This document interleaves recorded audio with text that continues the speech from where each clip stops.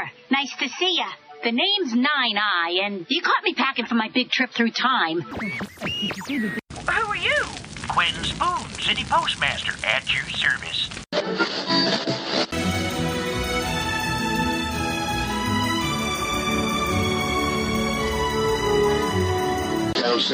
Our meeting has officially come to order. Let us all say the pledge. WDW Radio, your information station. Right now, somewhere in the world, a Disney wish is being granted. Not today, not this hour, right now. As you listen to this, a child that's battling a critical illness is having a moment that their family will talk about for the rest of their lives because Disney said yes. They say yes every single hour of every single day to making a Make-A-Wish trip come true. And when you stop to think about it, it makes you wonder, what does that actually look like? What does it mean for a child and for a family, for the people inside Disney who show up for it every single day? I was there last week. I witnessed it firsthand, and I want you to understand exactly what it means. Hello, my friend, and welcome to WDW Radio, your guide to the Disney parks and experiences around the world. I am Lou Mangello, and this is show number 865, and today I'm going to tell you the full story of Disney and Make-A-Wish. And whether this is your first time listening or you've been with me since the very beginning more than 20 years ago, thank you for being here. Welcome back and welcome home. Don't forget to come be part of the community and conversation over in the Clubhouse at wdwradio.com/clubhouse. Join me for our live show every Wednesday at 7:30 p.m. Eastern on Facebook and YouTube, and sign up for my free weekly email newsletter at wdwradio.com. And when you're ready to plan your next Disney vacation or visit anywhere on this big, blue, beautiful world of ours, visit my friends over at mousefantravel.com for completely free, personalized and expert vacation planning.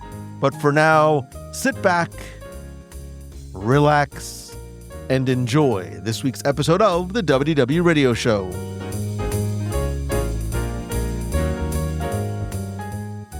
I want to tell you a story and take you somewhere with me for just a minute. It is a Wednesday evening, late April 2026, just a couple of weeks ago. I just got off stage speaking at a conference at the Anaheim Convention Center, appropriately enough, about Disney, in a keynote I like to call The Disney Difference and how businesses and brands can leverage lessons from the Disney parks in a practical, tactical, and meaningful way, because I think if you're a business owner, we'd all love our businesses to be like Disney, right?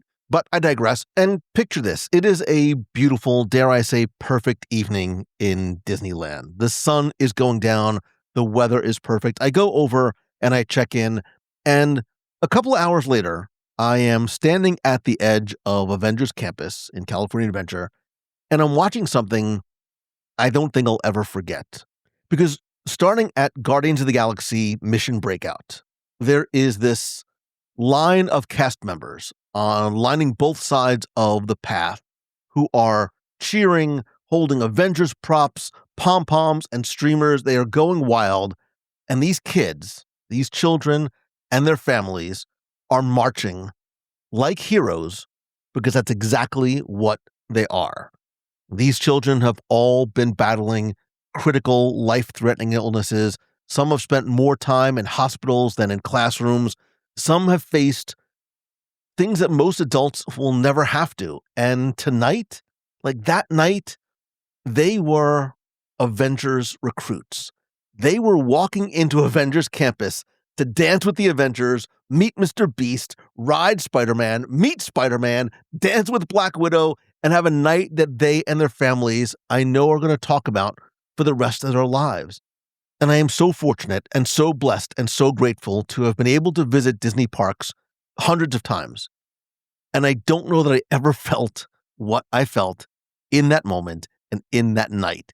And this week, I really want to tell you the full story, not just of that evening, but about Disney and Make-A-Wish and where and how and why that partnership started and why it matters so much more than people realize, and what Disney actually does for Make-A-Wish and those kids and their families, and the research that proves that it works Because what I witnessed last week at an event was called Wishes Assemble. And I also want to share with you why this cause is one of the most personal things in my life and is a big part of the reason why we are here.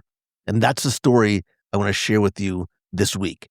And like every good comic book, MCU movie, we have to go back. I love a good origin story. So I want to take you all the way back to 1980 in Phoenix, Arizona. There is a 7-year-old boy named Christopher Greases who is battling leukemia, and he has a wish. He wants to become a police officer. So his community comes together, they rally around him, and they make it happen. He is deputized as an honorary Arizona state trooper. He gets a real uniform, a real badge, and a ride in a police helicopter. And a short time after that wish is granted, Chris passes away.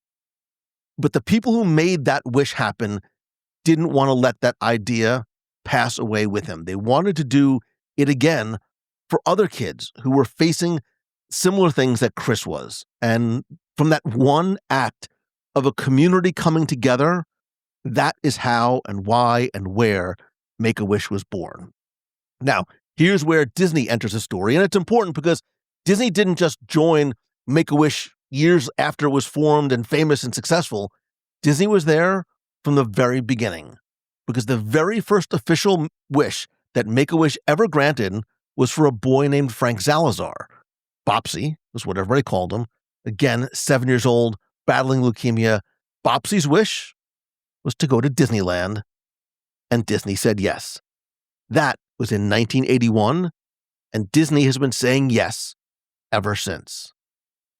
Fast forward 45 years later, Disney is the world's largest wish granter for Make-A-Wish, granting a wish every single hour of every single day.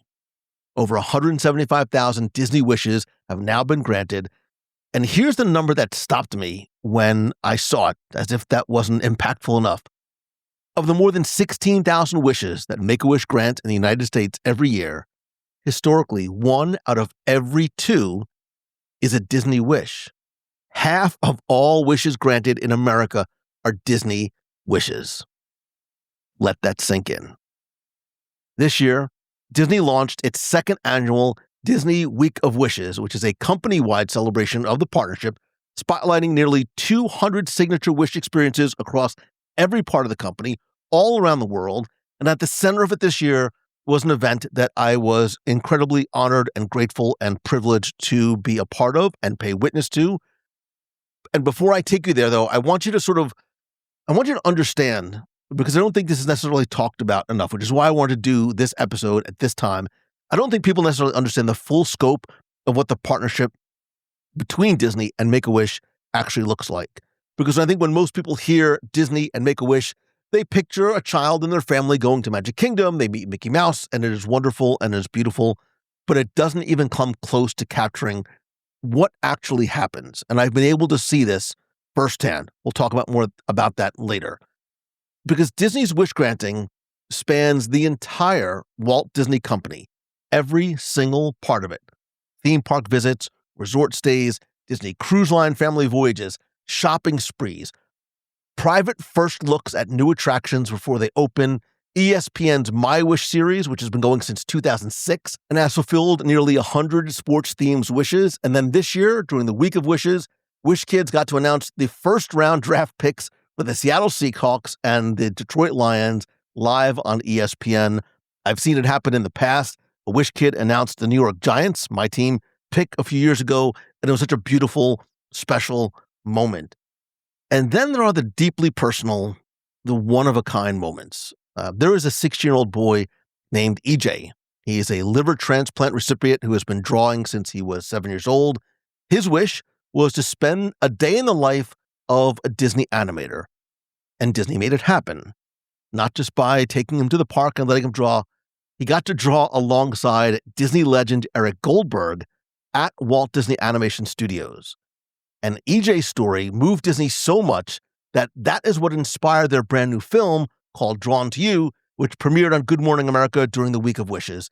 It shows how A wish is born from a child's imagination to the moment it becomes real, and is a beautiful look into the wish discovery process. I'll put a link in the show notes. It's a very short video, but I'm going to warn you in advance to have tissues ready. Disney's 150,000th wish, a milestone that they celebrated just a few years ago back in 2023, went to a girl named Michaela, who is 16 years old from right here in Florida, who lives and breathes theater. She was surprised when she went to Magic Kingdom. She was named Grand Marshal of the Festival of the Fantasy Parade and told that she'd be able to return to perform one day on a Disney stage. The greatest dream in the world was going to come true. This story is exemplary of the types of wishes and dream fulfillment that Disney and Make-A-Wish do together. And here at Walt Disney World, there is a beautifully reimagined Wish Lounge. You probably have never even seen it, right inside the park in Magic Kingdom, designed by Imagineering in collaboration with Walt Disney Animation Studios, where Wish families can rest, they can relax, just be together during their visits, sort of escape the hustle and bustle of the parks, because Disney understands that families don't just need the magic, they need sometimes a little bit of personal space to get away. And I think more importantly, I think what's beautiful about having the Wish Lounges is the families need somebody to say, like, don't worry, we've got you. There is nothing to worry about today.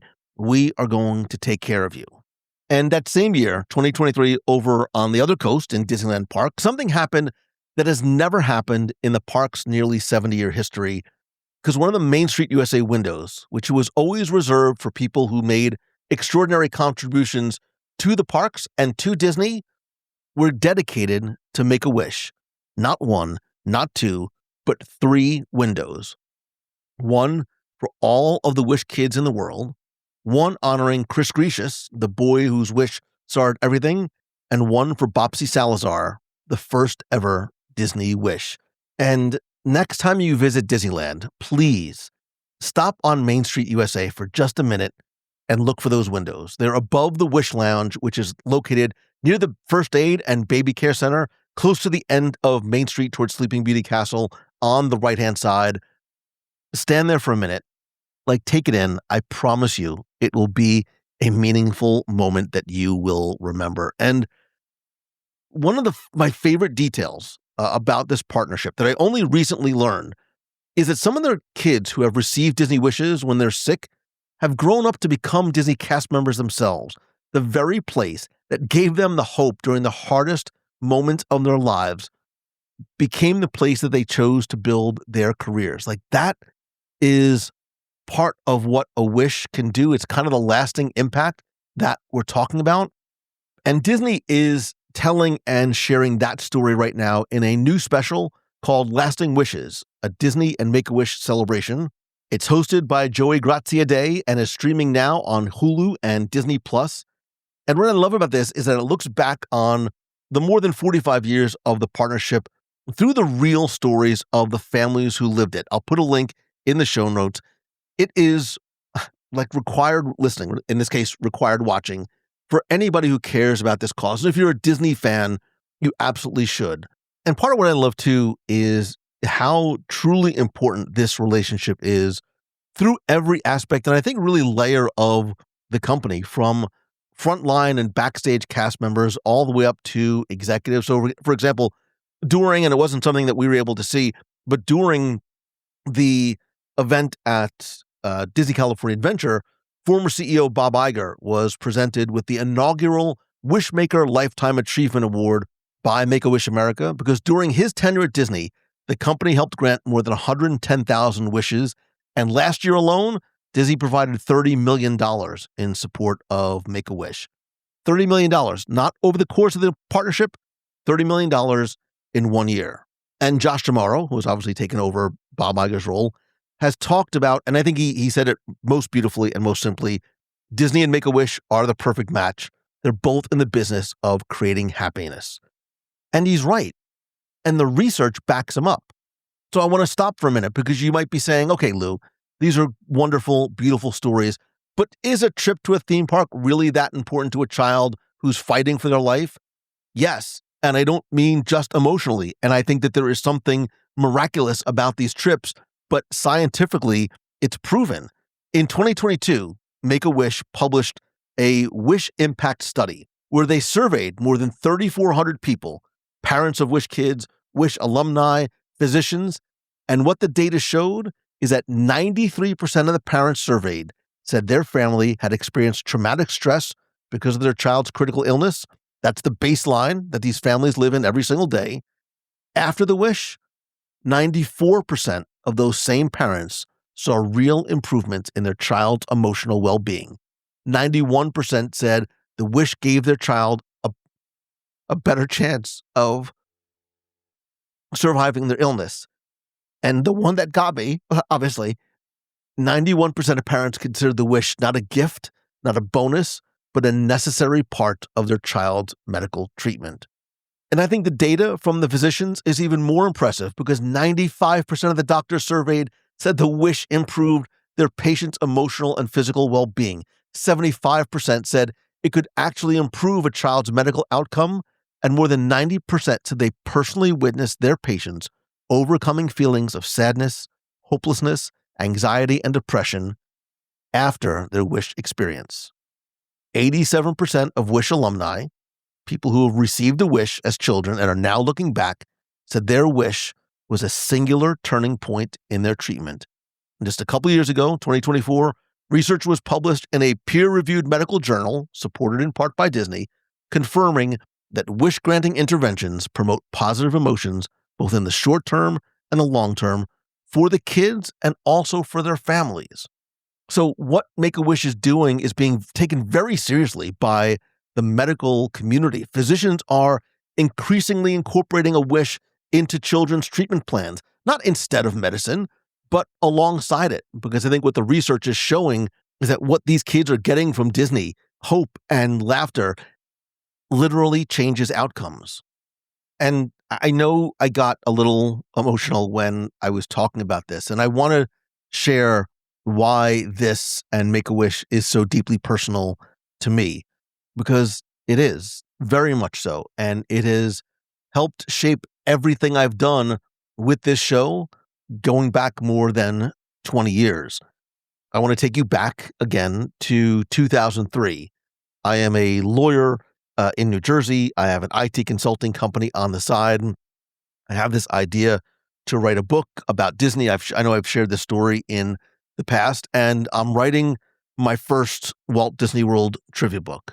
While I'm still practicing law, like Disney is my passion. It is my escape. It is my joy. It is where my parents took me every year. We got in the family truckster. I sat facing the wrong way in the back of a station wagon, and we drove from New Jersey to Florida. Even if Disney wasn't our final destination, we would always stop there. It was a place that was so important to me and so foundational to me growing up and the memories that I spent and shared with my parents and my brother. So long story longer, I set out as a personal challenge to write the book I wanted to read. I was always fascinated by what was bringing us back, the details and the minutia. There was no Walt Disney World trivia book, so I wanted to see as a personal challenge, can I write a book and can I get it published? So Disney really has always been my passion, and now it's also this escape and my joy and this project that I'm so excited about. But it's still, at that point, it's a side project. I'm working from 7:30 in the morning until sometimes 9, 10 o'clock at night, and then this is the project I'm working on late into the evening. And then my dad gets diagnosed with cancer. And for months, I drove with him, and then I drove him to Memorial Sloan Kettering Hospital in New York City 5 times a week. And I sat with him in those waiting rooms. It's where I wrote a lot of my first trivia book. And I would walk those hallways. And when we would walk to where he would get treatment, we would have to pass the pediatric cancer ward. And what I see there changed something fundamentally in me. There are these kids who are patients and kids who should be in school and on playgrounds and fighting with their brothers over the remote control. And instead they're spending their day in one of the country's most intensive and best, I think, cancer treatment centers. And I remember looking at these kids and watching these families walk in with them. and started to think to myself, I there's nothing I can do for them. I don't know how to help them. I want to do something, and the only thing I could think of was to somehow raise money to try and help them. But I didn't want to fund research, right? And maybe fund things that those specific kids would not necessarily be able to reap the benefits of. I wanted to do something for that kid, that family, like right now. So I made myself a promise, and that was a portion of every book I ever would sell, and I still to this day, would go towards granting a wish for one of those children. I had no idea at the time what that promise would become, because my goal at the time was really to just write that one book and see if I can get it published. And, that was it. That was going to sort of check the box for me, and I'd sort of move on and go back to practicing law. I did not know it would be the catalyst for this incredibly profound and wonderful and beautiful and special change in my life. But fast forwarding, I didn't know what that specific wish promise would become. I didn't know that the people who built and created WDW Radio, you were the one person listening, this community, this family, would embrace this idea and build something out of it that was so much bigger than a book fundraiser. I didn't know it would become eventually what I would call the Dream Team Project, but it did. And that's the name that I gave to this initiative to start sending these seriously ill children and their families to this place that matters so much to me and my family. And I wanted them to be able to go, get out of that hospital, all expenses paid through Make-A-Wish. And since we started, this community, this family, you have raised more than $550,000 for Make-A-Wish. More than $500,000 was raised, not just through the money that I have continued to give through book sales and taking a portion of the proceeds of what I earn and quietly donating that to Make-A-Wish, but through charity events and fundraising and events and donations and miles. And what I mean by that is 2008, again, very quick sort of tangential story. 2008, I know you probably can't believe it. I ran my first Walt Disney World half marathon. And my body is not one that is built for running, but that first singular event, that again, it was this personal challenge.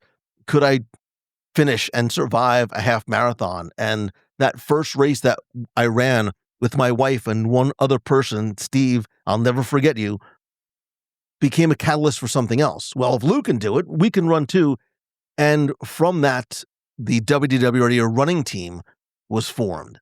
And from the three of us starting in 2008 to 600, 700 plus, whatever the actual number is now, people around the world getting together, not just to run races in Disney parks, but more importantly, to raise money for this cause.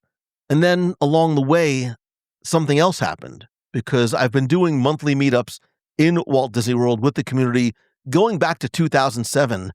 And a few years later, Make-A-Wish actually reached out to me. They had heard about what I and what we were doing. I started to work together with them more closely.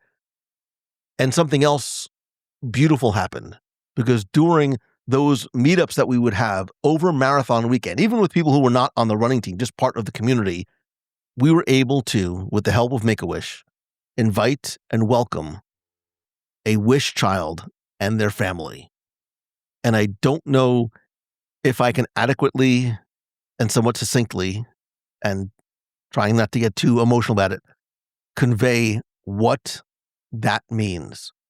Because for us as those people who are fundraising to be able to see in person and talk to and meet and hug and bring gifts for that child and the family whose wish we helped make happen is incredibly profound and remarkable and will stay with us forever. But what I found out too is that for the Wish family, they loved being able to see who it was that made their wish happen. We were both able to put faces and voices and hugs and emotions to both sides of that trip. And it continued on year over year, and we would bring gifts for the family, and someone would make this huge quilt for the child and their family, and we would continue to hear from them year over year. But being able to look a parent in the eyes, a parent who has walked through things I can barely imagine, and see what this community made possible for their child, and they sort of feeling the same way about us, to see the people behind the donations, the miles, the loves, the fun. We become not just a number to them, and they will never, ever become just a number to us.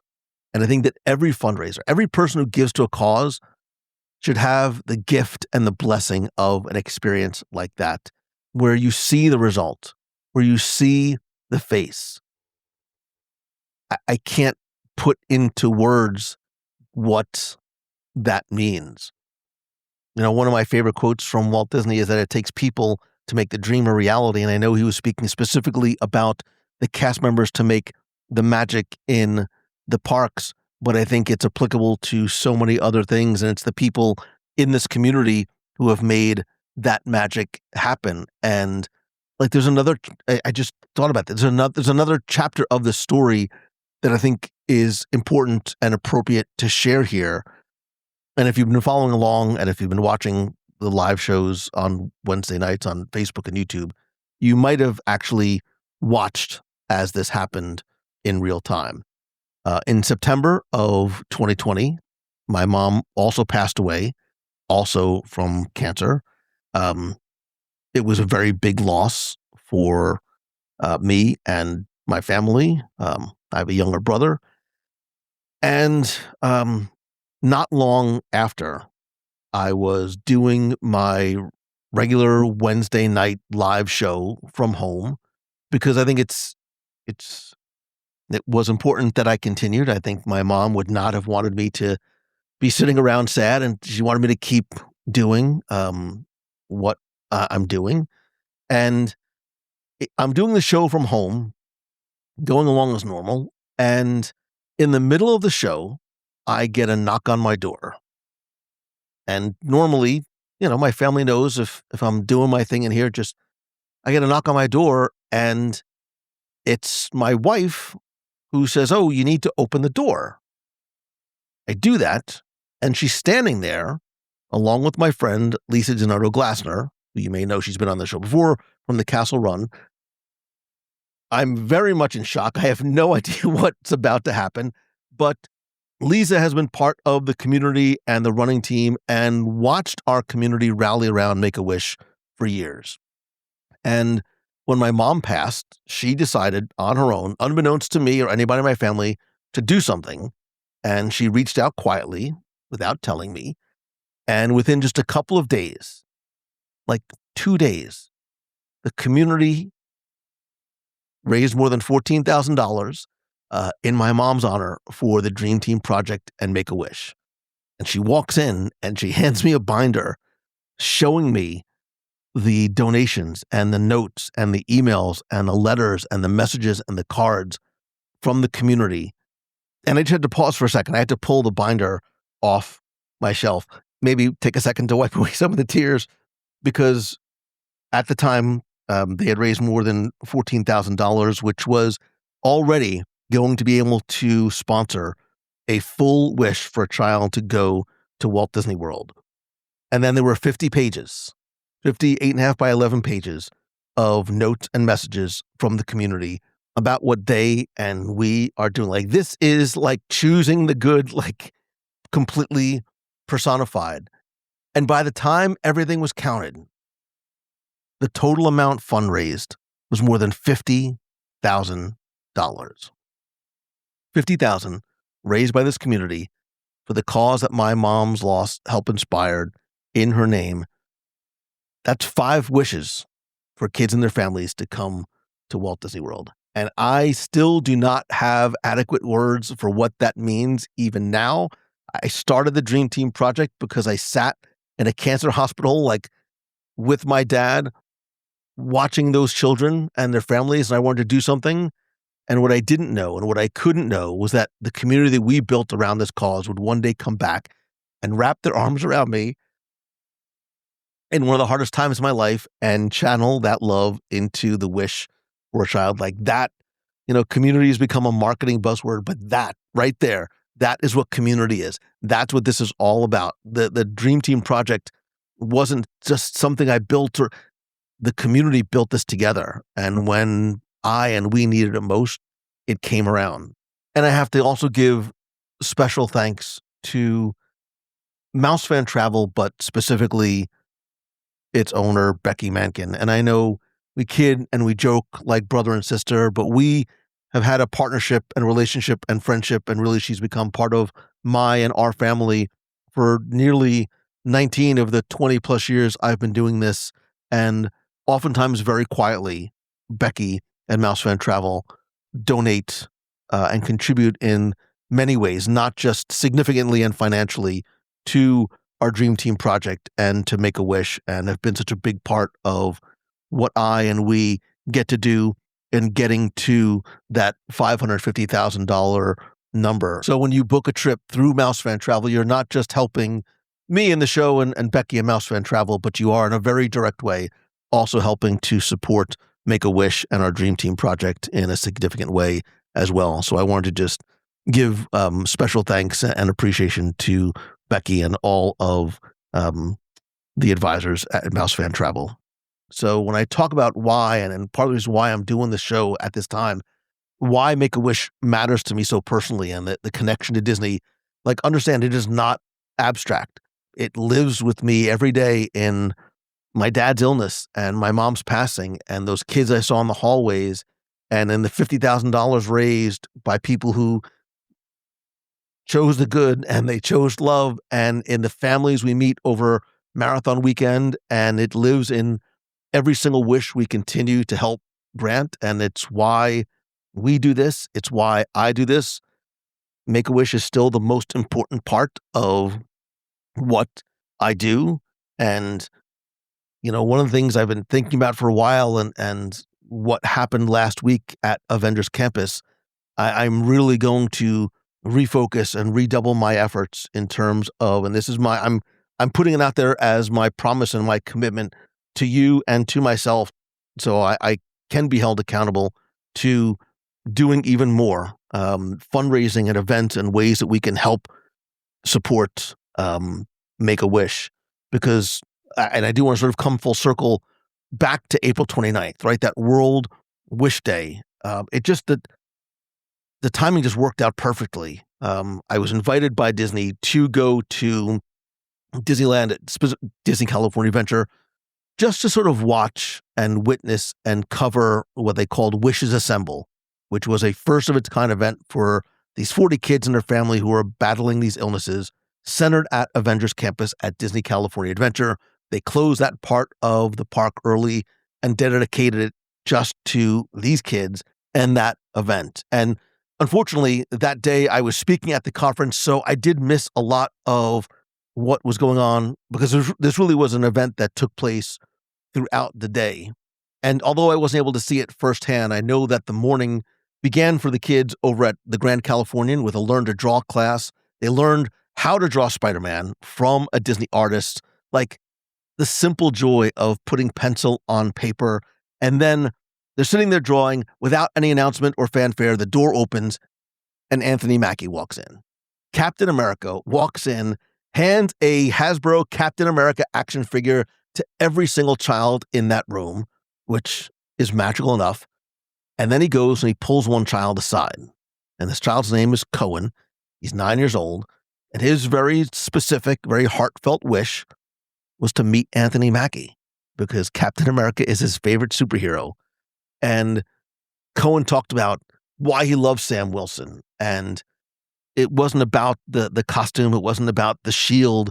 It was about courage. And that is what drew him in. And again, I'm paraphrasing from what I heard from Disney and from other folks who were there. And he got to ride Guardians of the Galaxy Mission Breakout side by side with the man that plays his hero. And then, of course, later on, he gets to go, to Avengers Campus and meet some of Captain America's friends like Iron Man and have a churro and he gets a signed Captain America shield to take home from his favorite Avenger. Those are the kind of transformative events and moments that kid, that family will never forget. And Cohen's story is not unique because throughout the day, every family got these personalized wish moments across the resort. MrBeast, who was there, I had a chance to meet him. He's a tall drink of water, by the way. Led the kids through a scavenger hunt. He opened up a Beast Games experience for them. Mark Rober, you've probably seen him on YouTube, huge influencer, took over Avengers headquarters for this hands-on science experiment with like a classic egg drop challenge. And then I got to watch as they sort of made these giant toilet paper guns. Like the kids and their families were just having a blast. Dude Perfect was there. They had like a trick shot fan zone. Preston Plays. Clicks was there. They made custom gaming spaces to play Fortnite and Minecraft before they all rode Spider-Man web slingers together. Other influencers like Sam and Colby were there hosting like a spooky story time. YouTube partnered with Make-A-Wish to create this Creator Corner lounge where every kid got their own personalized memento award ceremony. It wasn't a group thing. Every kid had their moment on their own. And then later on that night, a huge surprise for everybody in Avengers Campus, Paul Bettany, Vision from the Marvel Cinematic Universe, appeared at the after-hour celebration at Avengers Campus and gave every single child personally a Funko Pop to go along with some of the gifts that they got from Disney Consumer Products and Lego and Hasbro and others. This way, like when the event was over, the magic didn't end when they walked out of the gate. And I heard there were other hotel room surprises and character stuff and keepsakes, all these things to keep that moment and memory alive even after the family got home. And there were just so many other like wonderful moments. I just got to, I didn't want to ever intrude on the families or sort of hover, but I watched from a distance as the kids, there was Marvel Cinematic Universe characters everywhere. I've never seen so many Marvel characters in one place talking with the kids, taking pictures, signing autographs, dancing in the middle of Avengers Campus. All the attractions were open. Pym Test Kitchen was open. They could get giant pretzels and giant chocolate bars. But I keep thinking back, and I want to share like the moment that I remember most. It was the gauntlet, not the Infinity one, although I saw a lot of cast members wearing and waving them.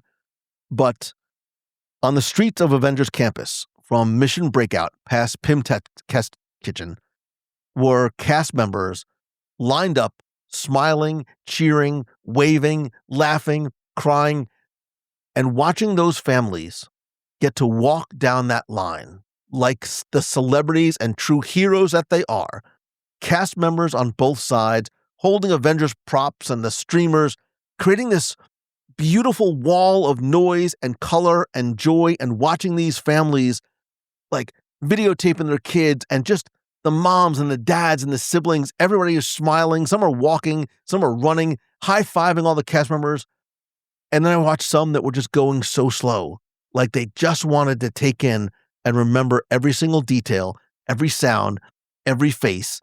And I continued to sort of watch as they interacted with the characters. I watched, when MrBeast came out, and I was thinking about, and find that I would pause from time to time saying like, I can't imagine what these moments must be like for these kids to see MrBeast, who's their heroes, to know that these kids spent the better part of however long it might be, probably in a hospital. Like these creators are their generation's biggest stars, and they showed up like with their whole hearts at dinner, at Avengers Campus. Like I watched what that meant to them and their families with the huge smiles on their faces. this is it. Like, these are the moments that these families are going to carry with them forever. When we hear about a wish being granted, I was like, I have been given the privilege of being able to witness these moments firsthand and be able to continue to carry them with me. And it obviously impacted me even after I left more than it did probably when I was there. Actually, I thought about it more, and I was like, yeah, I felt compelled not just to talk about it briefly on the show, but I really did want to dedicate an entire segment to it. And this is not about me. This is not about what we at WDW Radio do for Make-A-Wish. It's about the relationship of Disney and Make-A-Wish and how it does, I know for me, impact and affect all of us. And I want to sort of put a bow on everything that I'm trying to say about what Disney's commitment to Make-A-Wish actually means, because it's not just about a corporation, but as people. Because that same night, I had the privilege of sitting down one-on-one with Thomas Maslow, who was the new chairman of Disney Experiences. If you listened to last week's show, you got to hear that interview, and it was the very first one he gave in that role. And we talked like right there in Disney California Adventure while Wishes Assemble was happening just outside the doors. And before we talked about anything about Thomas's role or the Disney Corporation, I love the fact that Thomas shared his personal story and the flight that he took years ago and changing planes in Salt Lake City, and the captain coming on and saying that there was a Make-A-Wish child on the plane, and that child's wish was to go to Disneyland, and the way that plane erupted. And please go back and listen to at least that portion of Tom. I mean, I think you should listen to the whole interview, but it reminded him about the power that Disney has to make a real difference in somebody's life, not just in a vacation, but a meaningful difference in their actual life, and how these children choose Disney for one of the most important moments of their lives. And for him and for everybody at the company, it's not something that they take lightly. Like, clearly they look at that as a very humbling privilege. And he also shared how he is going to be joining the Make-A-Wish America board, not as a corporate representative, but as a personal member of it. And again, I invite you to listen to that episode, because Thomas talked about leadership and cast members and the protecting of the trust that guests place in that brand and more. But I want you to hear that piece in context when he talks about Make-A-Wish, now that I've given you a little bit more about what was going on that night, because the person now responsible for the entire Disney guest experience around the world chose to start talking about it by talking about Make-A-Wish and a child on a plane. And for me, that told me everything I needed to know, not just about Thomas, but what that relationship means to the people inside the company. And I just felt it was so important that I shared contextually, not just what happened at the Wishes Assemble event, but the history of the relationship between Disney and Make-A-Wish, the history of Make-A-Wish itself. And I want you to hopefully take away from those stories and from this episode, not just a good feeling about Disney and Make-A-Wish, but I hope that it inspires you to do something, because you can do a lot from wherever you are. Our Dream Team project is still going. We're still granting wishes. We still need you. And if you want to learn more, if you want to participate, if you want to donate, please go to dreamteamproject.org. Every dollar goes towards sending a seriously ill child and their family to Walt Disney World through Make-A-Wish. This community and family has done it for more than 20 years. I want to keep going, and I want to turn it up to 11 this year. And if you're not a runner, don't worry, neither am I. For the past couple of years, we've also started to participate in something that is new to us, but has been going on for almost 20 years, because Walk for Wishes is Make-A-Wish's signature fundraising walk, and the WDW Radio family has now done it together here in Central Florida 2 years in a row. I'm also honored to serve on the Walk for Wishes committee here in Central Florida, which means it's not something I just show up for. It's something that is really important to me, and I want to help contribute to in any way I possibly can. And it's exactly what it sounds like. You show up, you walk, it's a mile around Lake Eola. There is free food, free entertainment, free food. I know I mentioned that twice, but it's really important. And every dollar that we raise goes directly towards granting a wish for a child right here in our community. Did I mention no running required, no special training, just us together, part of the WDW Radio walking team, one foot in front of the other, surrounded by people who get it and understand that like magic is real and it matters. And there are wish families there as well. And every single time we do it, it has been such a beautiful, like special evening. There are no dates yet for 2027. It does happen in the spring. We are going to do it again. I would love for you to be there with us. When registration opens, I'll put everything you need in the WDW Radio community on Facebook at wdwradio.com/clubhouse. I'll also put it in our newsletter. So I would love for you to come and walk with us when it happens. And if you are a runner, I would love to invite you to join our WDW Radio running team. We participate as a team in all of the Run Disney events here in Walt Disney World. I don't run, but I am there with other folks from the team cheering you on from the sidelines. It is a great, fun community event, whether you are a seasoned runner or you have not done your first 5K yet. Anyone and everyone is welcome. You can learn more by going to wdwrun.com or just send me an email about the running team, the walking team, lou@wdwradio.com. And if you want to learn more and go a little bit deeper on the story, Disney has given you two incredible ways to do that right now. The first one is called Drawn to You, and it is a brand new short film inspired by Wish Kid EJ's story. I'll put a link in the show notes. You can find it over on YouTube. Just search for Drawn to You. The second is called Lasting Wishes, a Disney and Make-A-Wish celebration. That is the full special right now on Hulu and Disney Plus, really covering more than 45 years of the partnership through real stories of real families and those kids who grew up to become cast members. It's only about 22, 23 minutes, but it is a great watch, and I highly, highly, highly recommend it. And something else I'd love you to do is share this episode. This is not about me. This is not about WDW, but share the message of what Disney and Make-A-Wish do together, what the research means about what it means for a child who is sick. You never know who might need to hear this or might know somebody who might need to hear it and understand more about what they can do to help, or know somebody who might need to have a wish granted. And I just want to leave you with this. It only takes one. It's a lesson that I learned years ago when this whole journey started for me, when I realized that it only takes one yes.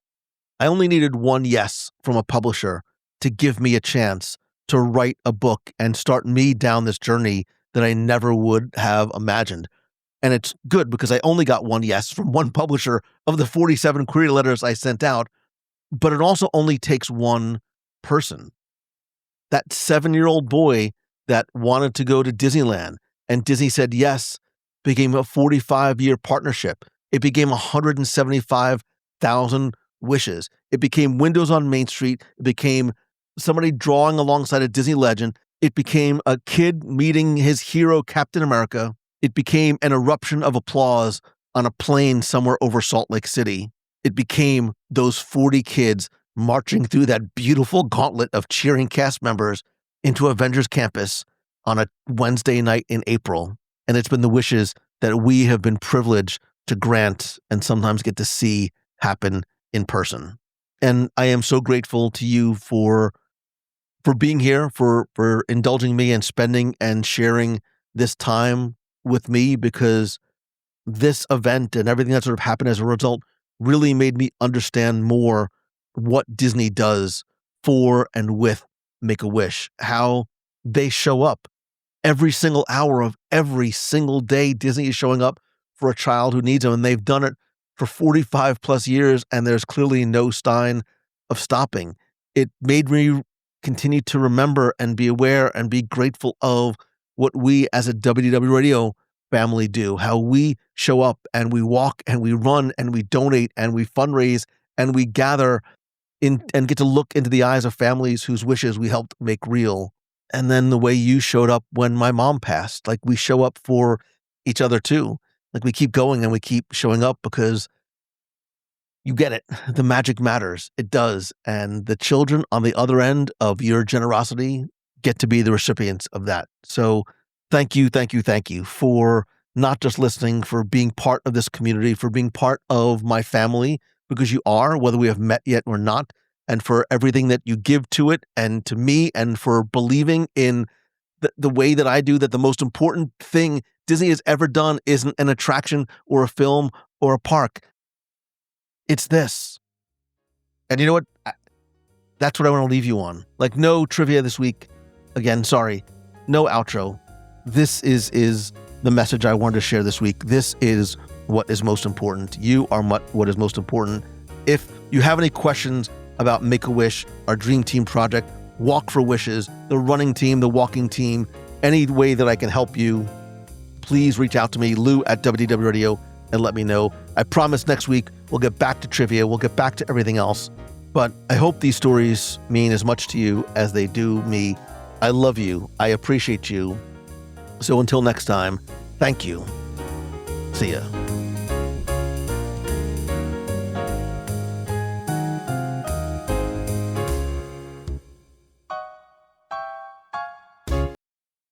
Well, it sounds pretty good. In fact, that's just the right spirit.